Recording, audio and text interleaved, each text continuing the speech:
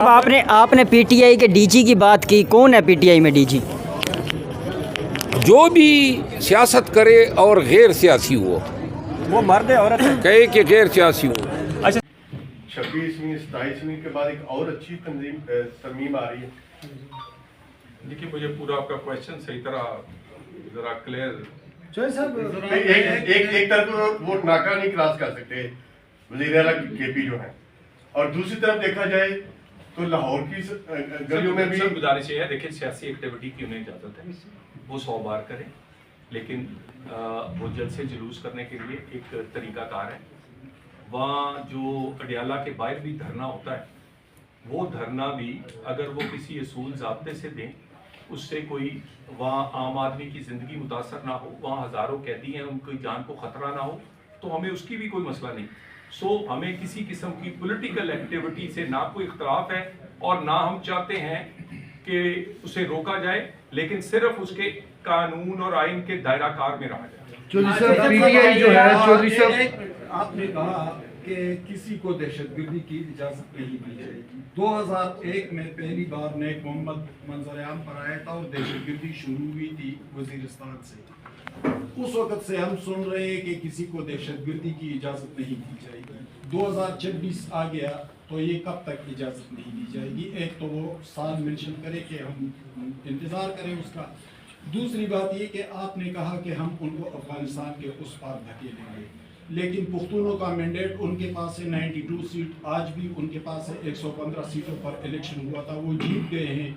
تو یہ فیصلہ یہاں سے کیسے ہوگا کہ آپ مینڈیٹ رکھنے والی جماعت کو اس طرف دھکیلیں گے؟ تیسری بات یہ کہ فیڈرل گورنمنٹ کی کیا کنٹریبیوشن ہے؟ کیا پرائم منسٹر اور وفاقی وزراء نے دورہ کیا وہ پشاور بیٹھ گئے ہیں کہ یہ صوبہ دہشت گردی کی لپیٹ میں ہے؟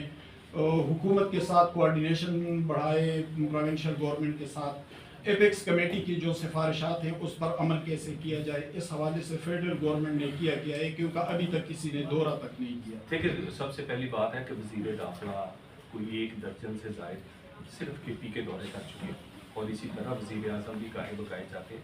ہر مہینے 2 دفعہ انٹیریئر منسٹری میں سٹی، جسے کاؤنٹر ٹیررزم ڈرائیو ہم کہتے ہیں، اس کی میٹنگز ہوتی ہیں جسے انٹیریئر منسٹر خود ہیڈ کرتے ہیں، اور اس کے بعد تقریباً ہر مہینے نہیں تو ہر دوسرے مہینے وزیر اعظم کاؤنٹر ٹیررزم کی اس میٹنگ کو خود چیئر کرتے ہیں، جس میں 4 صوبوں سے تمام اعلیٰ افسران کو اور وزیر اعلیٰ ان کو دعوت دی جاتی ہے، اور تمام سیکیورٹی فورسز کے ہیڈ ادھر موجود ہوتے ہیں۔ اسی میٹنگز میں میں آپ کے لیے عرض کر دوں کہ یہ وزیر اعلیٰ تشریف نہیں لاتے، اسی میٹنگز میں یہ ان کی جو ذمہ داری کا احساس دیکھیں۔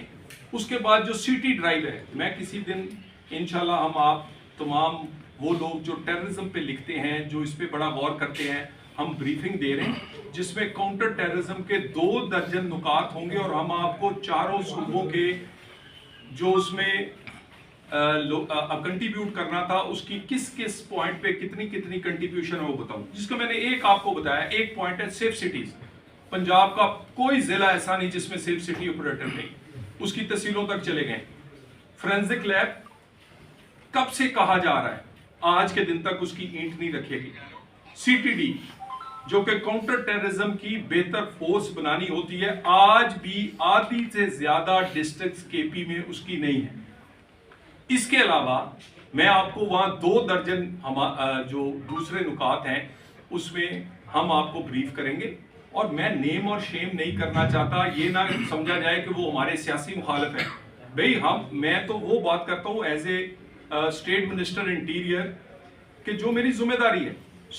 اس میں وہ سب سے پیچھے اگر کوئی صوبہ ہے تو وہ کے پی ہے، کاؤنٹر ٹیررزم ڈرائیو میں، جس کے 2 درجن نکات ہیں جسے وزیر اعظم خود ہیڈ کرتے ہیں۔ باقی آپ کہتے ہیں ان کے پاس مینڈیٹ ہے، ان کے پاس مینڈیٹ۔ یہ دوبارہ میں ریپیٹ کرتا ہوں، نہ کہ صرف متحد ہونا ہے بلکہ قرآن پہ ہاتھ رکھ کے قوم کو بتانا ہے کہ ہم نے خان کی رہائی کے لیے اور حقیقی آزادی کے لیے، جمہوریت کی بالادستی کے لیے متحرک ہونا ہے، تبھی جا کے پاکستانیوں کو اعتماد آئے گا۔ اللہ ہاں جی پېښور سے پی ټي ایم ملګري د پی ټي ایم د اجلاس نه وکړي دي اوی راته ورکتي علي و سمد په سین جیل شې نیولې په باندې شه دي او پرته په سین جیل شه دي. دیکھیں یہ بزرگ کہہ رہے ہیں کہ جو اجلاس میں گئے تھے 2.5 لاکھ پہ جو وزیر اعلیٰ صاحب نے بلایا تھا اس میں 2 لوگ ابھی تک نامعلوم ہیں. کیا ریاست بن گئی ہے؟ پی ٹی ایم سے وابستگی ہی گناہ بن گئی. جب کسی بھی ملک میں اور نظام میں سیاسی وابستگیاں وہ گناہ تصور قرار پائے تو پھر یا تو ظلم جبر اور قوت اور طاقت کے آگے سرنگو ہونا ہوگا اور سر جھکا کے جینا ہوگا، اور یا پھر سر اٹھا کے ہر اس روش کو، ہر اس نظریے کو، ہر اس طاقت کو ملیہ میٹ کرنا ہوگا تاکہ سب یہ سمجھے کہ ہم قانون کے تابع ہیں. اچھا شیر افضل مروہ صاحب یہ بتائیے گا کہ یہ جو ہائیبرڈ نظام کی بات کی جاتی ہے، کیا آپ سیاسی جماعتیں مل کر اس ہائیبرڈ نظام سے جان چھڑوا سکیں گے؟ تمام جماعتیں اگر چاہیں تو ہو سکتا ہے، ممکن ہے. اگر تمام سیاسی جماعتیں چاہیں تو پھر اس مملکت خودآزاد پاکستان میں ہائیبرڈ نظام نہیں ہوگا. لیکن مسئلہ یہ ہے کہ سیاسی جماعتیں تاریخ میں کبھی یکجائی نہیں ہوئی. چارٹر آف ڈیموکریسی ہوا تو چارٹر آف ڈیموکریسی کے بعد جو حکومت آئی وہ بہتری کی طرف گامزن ہوئی، اور اس کے بعد جو ہیں معاشی مسائل آئے، سیاسی، پھر نواز شریف صاحب کے ساتھ جو ہوا. یعنی آپ سب کا بہت شکریہ. میاں نواز شریف عمران خان صاحب کی رہائی کے لیے کوئی پارٹ پلے کر سکتے ہیں؟ سمجھتے ہیں ان کے پاس کوئی اختیارات ہیں؟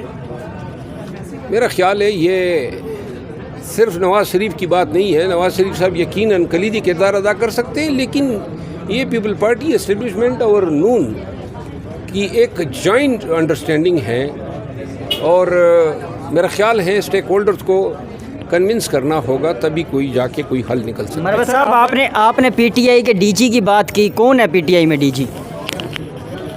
جو بھی سیاست کرے اور غیر سیاسی ہو، وہ مرد ہے عورت ہے. کہے کہ غیر سیاسی ہو. اچھا سر، کراچی میں یوٹیوبر رجب بٹ پر وکلا کی جانب سے تشدد کیا گیا، اور اس تشدد کے بعد جو ہے وہ سارا معاملہ آپ کے سامنے ہے. وکیل کا لائسنس بھی پنجاب میں معطل ہوا، پھر بحال ہوا، لیکن وکلا کے اوپر مقدمہ ہوا لیکن اس کے اوپر کچھ نہ ہوا. اس معاملے پر کیا کہتے ہیں؟ وکلا کو وکلا کا یہ کام نہیں ہے کہ لوگوں کو کچہریوں میں مارے، یہ جرم ہے. اسے پروفیشن کی بدنامی ہوتی ہے. رجب بٹ کے ساتھ زیادتی ہوئی، میں نے وہ ویڈیو دیکھی ہے، اور میرا خیال ہے کہ سندھ بار کونسل کو اس کا نوٹس لینا چاہیے.